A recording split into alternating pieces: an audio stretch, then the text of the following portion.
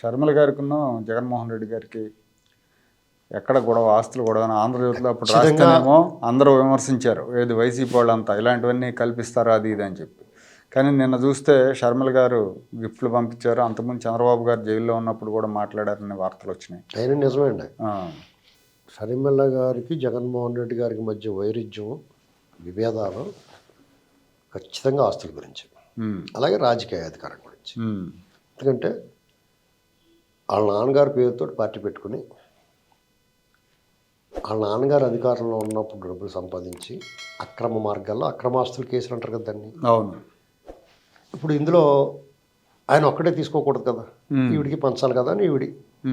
ఇప్పుడు వాళ్ళ తాత రాజారెడ్డి ఇచ్చింది వాళ్ళ నాన్న సంపాదించింది కాకుండా తర్వాత వాళ్ళ నాన్న అడ్డం పెట్టుకుని సంపాదించేవి కదా.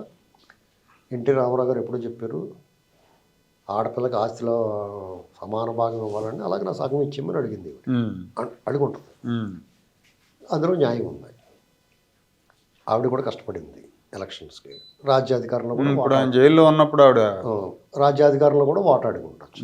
నువ్వు సీఎం ఇవ్వకపోయినా పార్లమెంట్ కన్నా పంపించవచ్చు, ఇక్కడ కూడా తీసుకోవచ్చు, ఇక్కడ కూడా మంచి ఉన్నత స్థాయి పార్టీలో మంచి పదవి ఇవ్వచ్చు, ప్రభుత్వాన్ని ఏం చూసుకుంటాను పార్టీ నువ్వు చూసుకో అని చెప్పొచ్చు, ఇలా రకరకాలు చేయొచ్చు. ఎక్కడా కూడా ప్రాముఖ్యత లేకుండా వీళ్ళ దరిదాపులో రానియకుండా చేస్తాం అనేటువంటిది మరి నిజంగానే వాళ్ళకి బాధ కలిగిస్తుంది. కాబట్టి అలాగే స్టార్ట్ అయిన వైరుధ్యం. జగన్మోహన్ రెడ్డి గారు వాదన ఎలా ఉంటుంది, ఆయన వాదన కూడా కరెక్ట్గానే ఉంటుంది. ఆయన వాదన ఎలా ఉంటుంది, ఇది నేను కష్టపడి సంపాదించిన, అంటే దొంగతనం అన్నా కష్టపడి చేయాలి కదా, ఊరికనే అలా పోత అలా పట్టుపోతున్నట్టు కుదరదు కదా. ఇప్పుడు దొంగ లెక్కలు రాయాలి, కష్టపడి సంపాదించాను, నేను జైల్లో ఉన్నాను, అది నేనేమో కష్టపడి సంపాదించాను, దాని మీద కేసులు పెట్టేశారు, చూడలేని వాళ్ళు చూడలేకపోయారు, వాళ్ళు అందరూ ఉన్నాయి, నా మీద కేసులు పెట్టేశారు. నేను 16 నెలలు ఒక రోజా 2 రోజుల 16 నెలలు జైల్లో ఉన్నాను, పైగా నాకు ఆరుకాళ్ళు మోకాళ్ళ దగ్గర అరిపోయేదాకా తిరిగి నాకు చిరాకు వచ్చినా కానీ ముద్దులు పెట్టుకున్నాను, ఇలాంటివన్నీ ఉంటాయి. ఆయన బాధలు ఆయనకు ఉంటాయి కదా. పైకి ఏం చెప్పినా కానీ లోపల బాబాయ్ పిలపరం వచ్చేస్తుందిరా వాళ్ళు వెళ్ళలేకపోయినా, ఇలాంటివన్నీ వాళ్ళు అనుకుంటారు కదా. ఇలాగ అనుకుని ఇంత కష్టపడాను నేను, నాకు అసలు చిరాకు, చాలామంది నాకన్నా పొడుగున్న వాళ్ళు కూడా నా పక్కన నిలబడుతుంది తట్టుకోలేను నేను, ఇలాంటివన్నీ భరించాను అని చెప్పుంటాడు. చెప్పి ఏటి నీకు ఇచ్చేది అనుకుంటుంటాడు. దీనికి మించి అయినా సరే జగన్మోహన్ రెడ్డి గారు అన్న చెల్లికి అన్యాయం చేయడు, అన్న చెల్లి మధ్య అనుబంధం ఉంటుంది. ఇక్కడ వాళ్ళిద్దరి మధ్య ఉన్న వైరం కంటే కూడా వదిన మరదల మధ్య వైరం అనుకుంటున్నాను. ఎందుకంటే ఆడపడుచు వదిన గారుల మధ్య సాధారణ కుటుంబాల్లో కూడా ఉంటాయి, నీకు చంపేసుకుందాం ఉన్నంత కోపాలు ఉంటాయి. ఎందుకో తెలియదు, రకరకాల కారణాలు ఉంటాయి దానికి. ఈ కారణం వల్ల జగన్మోహన్ రెడ్డి గారు సహజంగానే భార్యకి ఇస్తారు విలువ, తల్లికి కొన్నాళ్ళు చెల్లికి కొన్నాళ్ళు ఇస్తారు. అది ఒక స్టేజ్ దాటిన తర్వాత భార్య మొత్తం స్థానాన్ని ఆక్రమించుకుంటుంది, వాళ్ళదే పూర్తి సర్వాధికారాలు ఉంటాయి. ఎక్కడో సరే చూడండి, అంటే మీకు దానికి కృతార్థయ సేవనం ద్వేష్టి, కృతధారయ మాతరం, జాతాపత్య పితృం ద్వేష్టి, గతరోగ చికిత్స కారకం శ్లోకం ఉంది. అందులో ఎలాగంటే యజమాని సేవకుడికి మధ్య సంబంధాలు ఎలా ఉంటాయి, యజమాని ఎంత పెట్టినా కానీ సేవకుడు తృప్తి ఉండదు, ఇంకా నా 10 ఏళ్ళు జీతం పెంచితే బాగుండు అనుకుంటాడు. యజమాని ఏమనుకుంటాడు, వీడు ఇంకా పని చేస్తే బాగుండు, 18 గంటలు కాదు 20 గంటలు పని చేస్తే బాగుండు, తెల్లవారులు కూడా ఇక్కడే మెలుగుకోటి కాపలా కాస్తే బాగుండు అనుకుంటాడు. అది సహజం. అలాగే భార్య భర్త మీద ప్రేమ, పిల్లలు పుట్టిన తర్వాత భర్త మీద ప్రేమ కొంచెం తగ్గుద్ది, తన కాన్సన్ట్రేషన్ పిల్లల మీద వెళ్తుంది. అలాగే కొత్తగా పెళ్ళైన కుర్రోడికి వాళ్ళ అమ్మ మీద కంటే భార్య మీద ఉంటుంది. ఇలాగే రకరకాలుగా మారుతాయి సహజంగా అనేది. ఇప్పుడు వైద్యుడు గతరోగ చికిత్స కారకం అంటే, ఇప్పుడు మీకు ఎవరన్నా వైద్యుడు మీకు మంచి తీవ్ర అనారోగ్యం పాలైనప్పుడు మీకు వైద్యం చేస్తాడు వైద్యుడు, మీరు హాస్పిటల్ నుంచి డిశ్చార్జ్ అయిపోయిన తర్వాత మళ్ళీ తలుచుకుంటారు అతన్ని, అసలు గుర్తుండడు ఎవరు చేసాడో కూడా. ఇది సహజంగా జరుగుద్ది. కాబట్టి ఆ సహజ పరిణామ క్రమంలో జగన్మోహన్ రెడ్డి గారు కూడా వాళ్ళ తల్లి మా సన్నీ అని ముద్దెట్టేసుకున్నా కానీ ఇష్టం ఉండదు. ఇంకా అన్నయ్య అని ఎన్ని మాటలు మాట్లాడినా కానీ చేసేవాళ్ళు అనుకుని సిగరెట్ పంపేద్దాం వచ్చినప్పుడు, లేకపోతే ఇంకా కొంచెం ప్రేమ ఎక్కువ ఉంటే నాకు కొన్ని ఇస్తాం, ఇలాంటివి చేస్తారు తప్ప మొత్తం అదంతా ఇచ్చేయంటే ఎవరో. ప్రకారం ఇవ్వాల్సింది ఇవ్వాలి కదండి. అదే చట్ట ప్రకారం అతను చట్టానికి అతీతుడు కదండి, ఎందుకు ఇవ్వాలంటాడు కదా అతను ఇదంతా నేను సంపాదించింది నా స్వార్జితం, తాత ఇచ్చింది నానిచ్చింది అయితే ఇస్తాను, ఇదంతా నేను దొబ్బేసింది కదా, నీకు ఎలాగేమని అంటాడు. మరి అతని వాదనలో న్యాయం ఉంది కదా. ఈవిడేమంటదంటే నాన్న అడ్డం పెట్టి దొబ్బేసావు కదా నువ్వు, నాకేమన్నా అక్కడ సమస్య వచ్చింది. ఆయన ముఖ్యమంత్రి కాకపోతే ఇది రాదు కదా. మరి అక్కడ వచ్చిన సమస్య అంతే, వేరే ఏమి లేదు. అది ఆయన ఇద్దరు పట్టుదలైన వాళ్ళే, ఆడబిడ్డ కాబట్టి పాపం ఆయన అధికారంలో ఉన్నాడు కాబట్టి పైగా వాళ్ళు అందరూ ఉన్నాయి 4 టైర్లు ఒకేసారి పేరుకోలే చేసేస్తారు వాళ్ళు. ఆ భయాలు ఉంటాయి. అది యాక్సిడెంట్ అలా కదండి. అనిల్ కుమార్ కి తర్వాత ఆయనకు కూడా ఆయనకు కూడా 2 యాక్సిడెంట్లు అయిపోయినాయి అక్కడక్కడ. ఇవన్నీ చూస్తుంటే ఇది ఎదురా బాబు తుఫాన్ వచ్చే ముందు వాతావరణంలో కనపడుతుందని భయం వేస్తుంది కదండి. అవును. ఇప్పుడు నిజంగా యాదృచ్ఛికంగా జరిగినా కానీ ఇప్పుడు వాళ్ళు వెళ్తుండగా తపాలమని నెత్తిమే బల్లి అడిపోయింది అనుకో, అది కూడా భయం వేద్దాలి. ఇదేంటి ఇది బల్లి ఎందుకు పడింది, వాళ్ళ బల్లి ఉండవు కదా మన ఇంట్లో, ఈ బల్లి ఎక్కడి నుంచి వచ్చింది, ఎక్కడి నుంచో వచ్చి ఉండొచ్చు, అలాగే భయం వేస్తూ ఉంటుంది. కాబట్టి ఇవన్నీ పైగా నిన్న కాక మొన్న చూసారు వాళ్ళ బాబాయ్ని అలాగే చుట్టూరు కూర్చుని చంపేసరికి కూర్చుని. ఇప్పుడు వడయారని ఒక ఆయన ఉన్నాడు, విగ్రహాలు అవి చేస్తూ ఉంటాడు, ఒక రాయిని పట్టుకుని ఇళ్ళ చెక్తూ ఉంటారు కదా, అలాగే చుట్టూరు కూర్చుని అతను చంపేశారు. ఎవరిని? ఆయన వివేకానంద రెడ్డి గారు. ఇలాంటివన్నీ పైగా పరిటాల రవీంద్ర గారు మర్డర్ జరిగినప్పుడు ఆ series of incidents murders, bucket murders అంటారు, అవి ఎలా జరిగినాయి అంటే ఆచూకీ ఆనవాలు ఎవడు సాక్ష్యాలు ఆధారాలు ఏమో అసలు లింకుల కింద ఉంటే లింకులు కట్ అయిపోతాయి. దానికి ఆడి తల కిందులుగా తపస్సు చేసినా కనిపెట్టలేడు ఎవడు చేసాడు. ఎవడో కూడా నేనే చేసినట్టు అరెస్ట్ అయిపోతారు, ఇంకా ఆడితో శిక్ష పడుతుంది, లేదా ఆయన కూడా చంపేస్తారు తర్వాత చెప్పకుండా. ఇలా జరుగుతుంది. కాబట్టి ఎన్ని దృశ్యాలు వాళ్ళకి సినిమా రీల్ కింద వచ్చేటప్పటికి మనకి వాళ్ళు ఇంకా కొంత తగ్గి ఒక రకంగా దుస్సాహసమే చేస్తున్నారు. అంటే ఇప్పుడు చేస్తున్నది కూడా పెద్ద సాహసమే, బయట మామూలు సాహసంగా దుస్సాహసం అంటారు దీన్ని. ఆయనకి వ్యతిరేకంగా ఆ రేంజ్లో చేయడం అంటే వాళ్ళు ప్రాణాలను పణంగా పెట్టేసినట్టే. అటువంటప్పుడు ఆవిడ మనం అందరం అంటాం, మనకి మన నాలుగు కదండి, మనకి నోరు నరం లేని నాలుగు, మనం ఏమైనా అనేస్తాం, నువ్వు ఆంధ్రలో పెట్టచ్చు కదా, తెలంగాణ ఎందుకు వచ్చి పెట్టు, ఇవన్నీ మాట్లాడడం పోం మనం. కానీ ఆవిడ ఆంధ్రలో పెడితే వెనకాల కారు ముందు కారు టైర్లు కూడా పేలిపోతాయి. వీళ్ళ కారు టైర్లే కాకుండా ఆ కారువేలు ఉన్న కారు టైర్లన్నీ ఒకేసారి పేలించేయగల సమర్థులు ఉంటారు కొంతమంది. అలాంటి స్కెచ్లు ఉంటాయి. ఏంటండి అప్పట్లో అన్నారుగా, ఎందుకమ్మా పెట్టుకుంటావు, వద్దు చెప్తారు కదా, ఇబ్బంది అయిద్దని బంధువులు కూడా సలహాలు ఇచ్చారు. చాలా మంది చెప్తారు అలా. ఇప్పుడు సునీత రెడ్డి గారు చెప్పారు కదా, అయ్యింది ఏదో అయిపోయింది, అని ఏదైతే తీసుకోలేదంటే ఎవడికి కూడా రాజు నీ కూడా దుకాణం సర్దిచ్చేస్తారమ్మా, ఎందుకమ్మా పాపం. వాళ్ళు ఎలా చెప్తారంటే తప్పు చేసాడు, దుర్మార్గుడు, మనం అందరం కలిసికట్టుగా ఎదిరిద్దామని అనరు, ఎందుకమ్మా ఆడితోటి నీకు అని చెప్పి ఇలా చెప్తారు ఎవరన్నా. ఇలాంటి పరిస్థితుల్లో ఆవిడ తెలంగాణలో పెట్టుకుంది. పాపం ఒక రకంగా ఆవిడ అనుకున్నది సాధించలేకపోయింది. అంటే కొంచెం కూడా గుర్తింపు, పాదయాత్ర చేసిన కష్టపడి చాలా బాగా తిరిగింది కదా కాంగ్రెస్ పార్టీ అందరూ కూడా. ఈవిడ్ని ఎందుకో అంటే ఒకటిలేండి, గ్రౌండే రాంగ్ గ్రౌండ్, ఏపీని సెలెక్ట్ చేసుకోవాలి.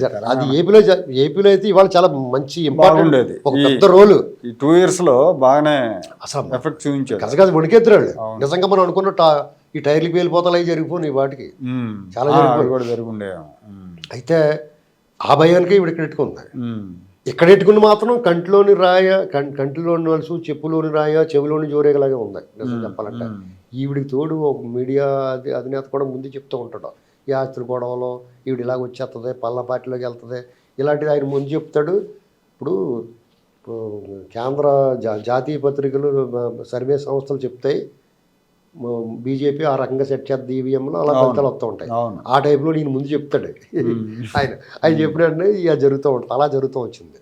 ఇప్పుడు ప్రస్తుతానికి మ్యాటర్లోకి వస్తే వాళ్ళిద్దరి మధ్య వైరం ఎలాగున్నా వైసీపీ పార్టీలో దిక్కు తోచకుండా ఉన్న వాళ్ళు కొంతమంది ఉంటారు. అలాగే ఈవిడ ఆంధ్రప్రదేశ్కి వెళ్ళొచ్చు అంటే ఇంకా అన్నయ్య మీద లాస్ట్ ప్రతీకార చర్య కింద ఇంకా కోపాన్ని బహిర్గతం చేయటంలో. సో ఇప్పుడు ఇక క్లైమాక్స్కి వచ్చింది కాబట్టి ప్రీ క్లైమాక్స్గా లోకేష్ గారు క్రిస్మస్ గిఫ్ట్ ఇప్పుడు అంతకుముందు ఎప్పుడు పంపించలేదు. ఒకప్పుడు చంద్రబాబు గారు, రాజశేఖర రెడ్డి గారు అప్పుడు ఫ్రెండ్స్గా ఉన్నప్పుడు అంకుల్ అని క్యాకేసి ఉండొచ్చు, లేకపోతే చంద్రబాబు నాయుడు గారు కూడా ఏదైనా ముద్దు చేసి ఉండొచ్చు. కానీ ఇటీవల కాలంలో దాదాపు 10-15 ఏళ్ళ నుంచి వాళ్ళకి అసలు ఆ ఇంటిమే కాకి ఇంటిమే వాళ్ళనట్టుగా ఉంది పరిస్థితి. అలాంటి పరిస్థితుల్లో లోకేష్ గారికి గిఫ్ట్ పంపించి వాళ్ళ అన్నయ్య పుట్టినరోజు నాడు కనీసం విశేష చెప్పకుండా ఆయనకు కూడా గిఫ్ట్ పంపించకుండా, ఆయనతో పాటు ప్రార్థనలకు వెళ్లకుండా ఈ మీరు 2024 మీకు చాలా బాగుండాలని చెప్తూ అంటే వాళ్ళ అన్నయ్యకి బాగుండకూడదనే కదా అర్థం.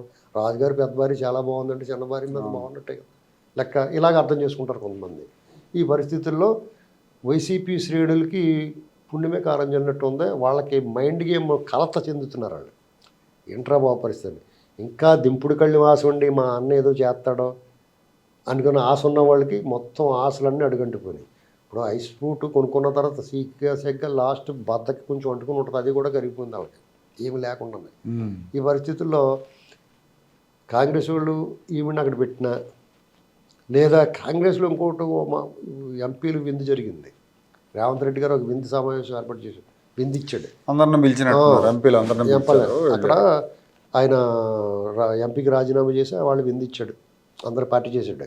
ఆ పార్టీలో వైసీపీ వాళ్ళు వచ్చి ఏమన్నా బాబు మమ్మల్ని కొంచెం బాగా చూసుకోండి మీరు, ఎందుకంటే మా ఆస్తులు గీస్తులు అక్కడ ఉన్నాయి కదా, వాళ్ళకి మా ఆస్తులు ఉన్నాయి చూసుకోండి అని చెప్పరు, కానీ కొంచెం మంచి చేసుకోవడానికి చూస్తారు. ఎన్నాళ్ళు కేసీఆర్ కాపాడాడు, కాపాడు, వాటిని అడ్డం పెట్టుకునేగా అక్కడ చక్రం తిప్పారు. 2019లో చాలా మంది బీఫారాలు తీసుకుని కూడా పార్టీలు మారిపోయారుగా, పార్టీ మారిపోతాను బెదిరించిన వాళ్ళు రకరకాలుగా టీడీపీని ఎన్ని రకాలుగా మడతెట్టారు. అలాంటిది చేయకుండా కొంచెం చూసుకోండి అన్నట్టుగా ఏదో మొత్తం మీద చెప్తే, ఈయన కూడా సీఎం టపకెళ్ళటాడు కదా రేవంత్ రెడ్డి గారు. ఆయన ఏం చెప్పాడు, అయితే మీరు కాంగ్రెస్లోకి వచ్చాడయ్యా, ఈసారి కాకపోతే వచ్చేసారన్న పని జరుగుద్ది, మీకు అందాక షెల్టర్ అది, మేము పైన ఉంటాం, కింద మీరు ఉంటారు, పార్టీ కూడా పుంజుకుంటుంది. ఈ దొంగల పార్టీ బేస్ లేని పార్టీ క్యాడర్ అంతా అందరూ మన వాళ్ళు క్యాడర్ కూడా మందే కదా, మీరు అందరూ వచ్చేయండి, ఆ పార్టీ క్యాడర్ కూడా వచ్చేద్ది, రేపొద్దున ఆచూకీ ఆనమాలు ఉండదు, టీడీపీ జనసేన గెలవడం అనేటువంటిది ఇక ఖాయమైపోయింది, ఆ ప్రమాణ స్వీకారం లాంఛనమే, ఆ పార్టీ ఆచూకీ ఆనమాలు ఉండదు, ఆయన జైల్లో పోతాడు, కాబట్టి మీరు ముందుగా పడవ ఎక్కేస్తే మీకు ఫస్ట్ ప్రిఫరెన్స్ అన్నట్టుగా మీకు మంచి పేరు ఉంటుంది, ఇలాంటిదే చెప్పుంటాడు. వాళ్ళు కూడా దానికి సిద్ధపడుతున్నారు. ఇప్పుడు వాళ్ళు ఏం చేస్తారు, టీడీపీలో కొంతమంది పోతారు, కొంచెం మంచి వాళ్ళు, పెద్ద మనుషులాగా ఉండేవాళ్ళు, మొఖాలు లోపల ఎలాగ ఉన్నా పైకి బాగా కనపడి మాట్లాడిన వాళ్ళందరికీ టీడీపీలోని గట్ట డబ్బులు ఉన్న వాళ్ళకి ఛాన్స్ ఇస్తారు. అలాగే జనసేనలోకి కొంతమంది ఒకళ్ళు ఇద్దరు బీజేపీలో పోవచ్చు, మిగతా వాళ్ళకి అలా బీజేపీకి వెళ్ళకూడదని టీడీపీ సహించలేని వాళ్ళు, జనసేనకి వెళ్ళలేని వాళ్ళు, ఈ తొట్టి గ్యాంగ్ కొంతమంది ఉంటారు, బూతులు మాట్లాడిన వాళ్ళు, ఇలాంటి వాళ్ళందరికీ దారి తెన్ను లేదు. వాళ్ళందరికీ ఒక వేదిక కావాలి. కాంగ్రెస్ మీద ప్రేమ ఉంటుంది, సరే మన సొంత ఇంట్లో పోదాం, ఇల్లు కూలిపోయేలాగా ఉంది అని చెప్పి ఆ ఇంట్లో పోయి కూడా పోతారు. దానివల్ల 2 రకాల మేళ్ళు. ఒకటేంటంటే టీడీపీ బారి నుంచి కాపాడుకోవచ్చు, రేవంత్ రెడ్డి గారు ఉన్నట్టు కూడా చెప్పాయి బాబు కొంచెం అని చెప్పించుకోవచ్చు, ఇలాంటి కొన్ని మేళ్ళు జరుగుతాయి. ఆ రికమెండ్ అంటే అలాంటిది ఏమి లేకపోతే వాళ్ళు చెప్పి కూడా ఉండడు వాళ్ళకి. టీడీపీ బారిని తప్పించుకోవడం అంత ఈజీ కాదండి ఈసారి, ఎందుకంటే అది చాలా పొడపం ఉంటుంది. ఆ పొడపం దానికి తొక్కనంతసేపు మనల్ని ఏం చేయదు, అది దాన్ని అత్మాను తొక్కేమనుకోండి ఇక మడం పట్టు కరిచేద్ది.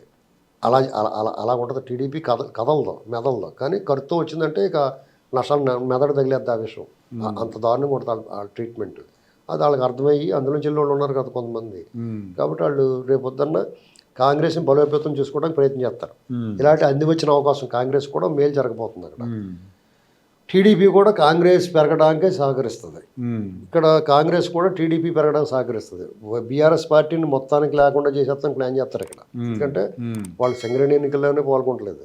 ఇక రేపు వచ్చే ఎన్నిక పార్లమెంట్ కూడా వద్దురా మళ్ళీసారి చూసుకుందాం అని అంటారు, ఎందుకంటే టీడీపీ అనేటువంటిది పోటీ చేయకుండా ఎంత యుద్ధం సృష్టించిందో మనం చూసాం. వాళ్ళు భవిష్యత్తులో వాళ్ళు మూలాలు గట్టిగా ఉన్నాయి కాబట్టి కాంగ్రెస్ బీజేపీ కూడా ఏం ఆలోచించుకుంటే అంటే జాతీయ పార్టీలుగా ఇక్కడ దెబ్బలాడుకున్నా ఉంటే నువ్వు లేదనే ఉంటాను, వాళ్ళు ప్రాంతీయ పార్టీలను లేపేద్దామని ప్లాన్ వేస్తారు. ఇక్కడ ఆ ఛాన్స్ ఉంది. ఆంధ్రాలో టీడీపీని కదపలేరు, ఎందుకంటే ఆల్రెడీ రేపు గెలవబోతున్నారు వాళ్ళు మళ్ళీ కదపాలంటే ఇంక 20 ఏళ్ళు పడుతుంది.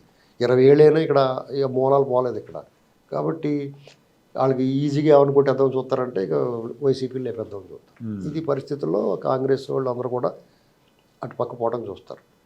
ఇలా ప్రశాంత్ కిషోర్ దగ్గర మొదలైన వీళ్ళకి పాజిటివ్ వేవ్ యువగళం దగ్గర మొదలైంది. యువగళం సభ సూపర్ సక్సెస్ అయింది. నెక్స్ట్ అది దాని నుంచి వాళ్ళ అమ్మయ్య అనుకునే లోపల ప్రశాంత్ కిషోర్ కనిపించాడు ఆ దృశ్యం.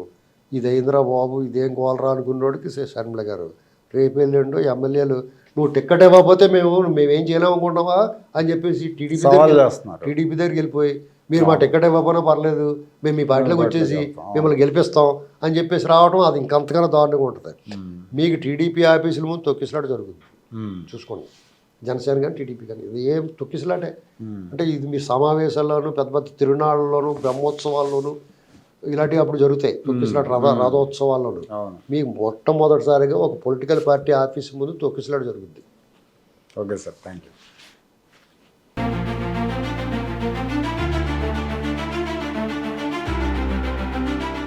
Like, share and subscribe to Rajaniti channel.